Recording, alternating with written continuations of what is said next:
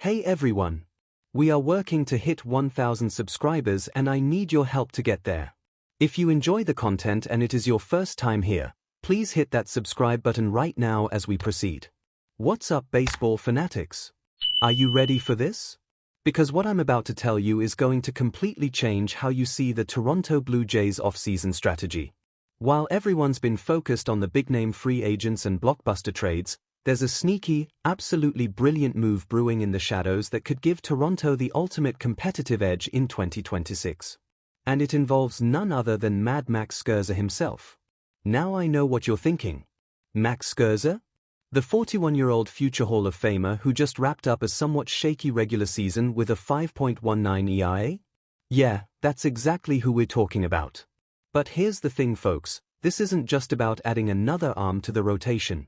This is about pure genius strategy that the Blue Jays front office might be cooking up, and honestly, it's the kind of four-dimensional chess move that could define championship teams. Let's rewind to November 2025. The Blue Jays just came within 2 outs of defeating the Los Angeles Dodgers in Game 7 of the World Series. 2 outs? And who was on the mound giving Toronto everything he had? Max Scherzer.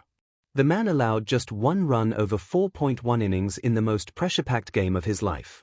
At 41 years old, he showed up when it mattered most. That's not just pitching, folks, that's championship DNA.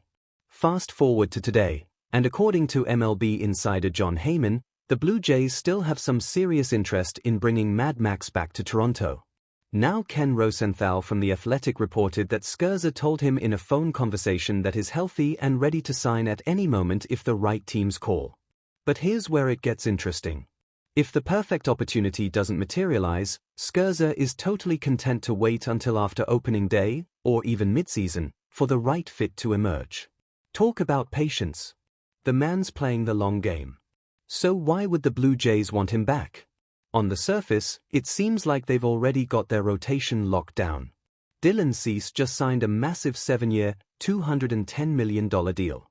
They've got Shane Bieber coming back, Kevin Gausman is still dealing, Jose Berrios is there, and the breakout star Trey Yesavich, who went from Single-A to World Series hero in just 7 months, is ready to build on his incredible postseason performance.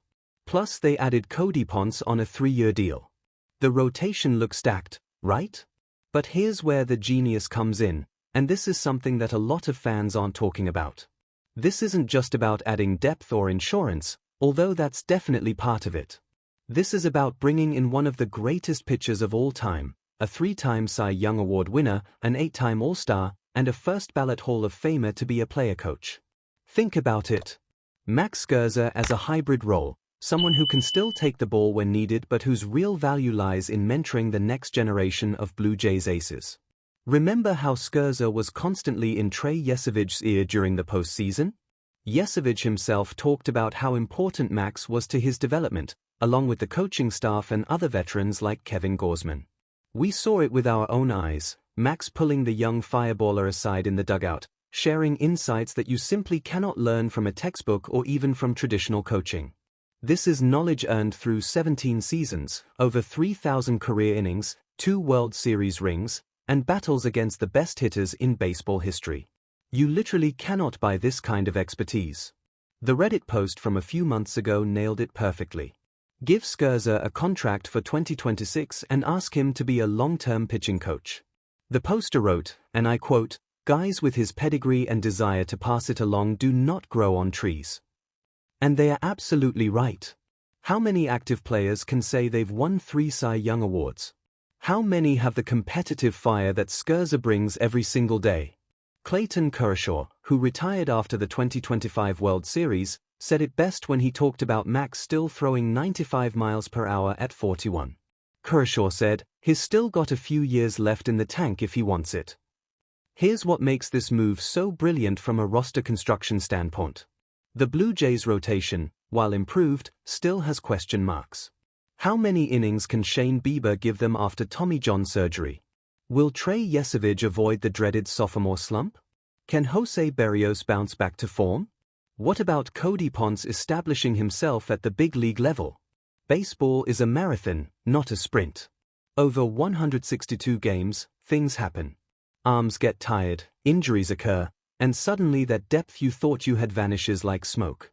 Max Scherzer solves multiple problems at once. Number 1, his insurance. If someone goes down, you've got a proven veteran who, even on his worst day, brings championship experience and knows how to navigate lineups. Number 2, he could transition into a long relief role if that's what the team needs. Is Max open to that? Who knows, but his willingness to wait for the right situation suggests he's flexible about his role.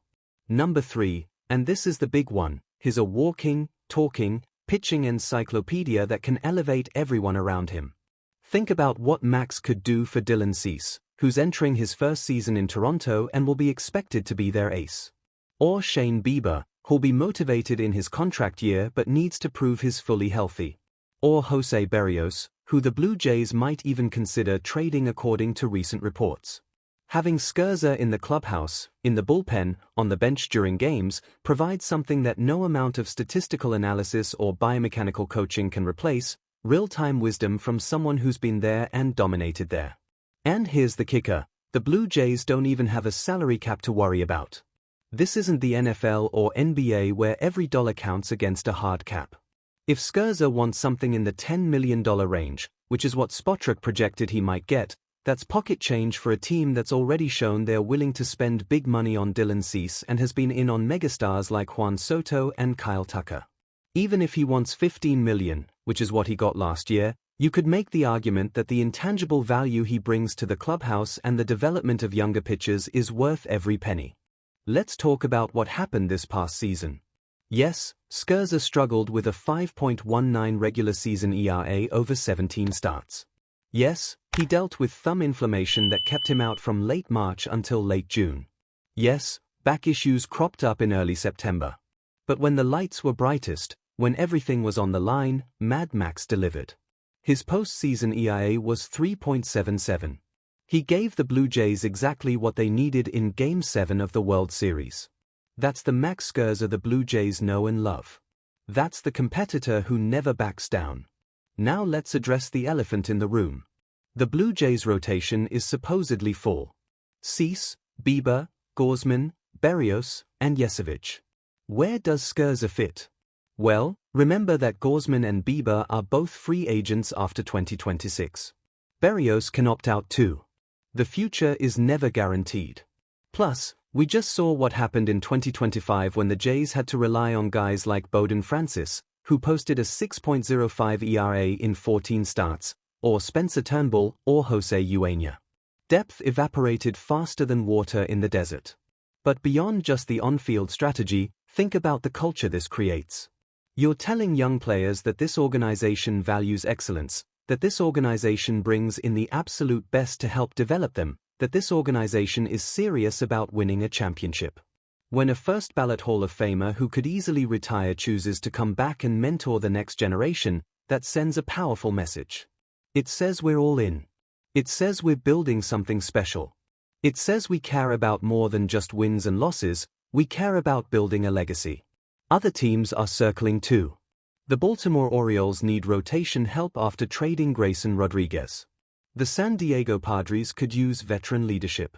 The Cincinnati Reds are knocking on the door of contention. Even the Detroit Tigers, where Scherzer spent 5 years early in his career, make sense as a potential landing spot. But none of those teams have what Toronto has. None of them were 2 outs away from a World Series championship. None of them have the combination of young talent and veteran leadership that Toronto possesses. None of them offer Scherzer what the Blue Jays can, a legitimate shot at unfinished business, as Max himself called it after the World Series loss. Scherzer made it clear he wanted to win a championship in Toronto. He said the Blue Jays are a championship-caliber team. He's not looking for a farewell tour or a charity gig. He wants to compete. He wants to win. And at 41 years old, knowing that Father Time is undefeated, every opportunity matters. Why would he waste what could be his final season on a rebuilding team when he could run it back with a squad that was one swing away from glory? The fit might seem murky on paper, but in reality, it's crystal clear. Bring Max back on a team-friendly deal, maybe 1 year around $10 million. Let him be that sixth starter, that long reliever, that emergency option who can give you quality innings when you need them most. But more importantly, make him the de facto pitching coach who works with Yesevich, mentors Cease as he adjusts to a new team, and helps Bieber navigate his comeback season. Give him that hybrid player-coach role that allows him to do what he loves, compete and teach, while providing the Blue Jays with invaluable expertise that money literally cannot buy. The market for Scherzer has been quiet, which is exactly what the Blue Jays should hope for. Let him wait. Let other teams pass. And when the time is right, maybe even after opening day like he's willing to do, bring him home. It's low risk, high reward. If his body holds up, you've got a Hall of Famer in your rotation. If it doesn't, you've got a Hall of Fame mind helping develop the pitchers you're counting on for the next decade. Either way, Toronto wins. This isn't just smart baseball, folks. This is championship-level thinking. This is the kind of move that separates good organizations from great ones. The Blue Jays have the financial flexibility, they have the roster need for depth, and they have a veteran who's beloved in the clubhouse and hungry for redemption. Max Scherzer coming back to Toronto isn't just possible, it's downright genius. And if it happens, you heard it here first. So what do you think, Blue Jays Nation? Should Toronto bring back Mad Max?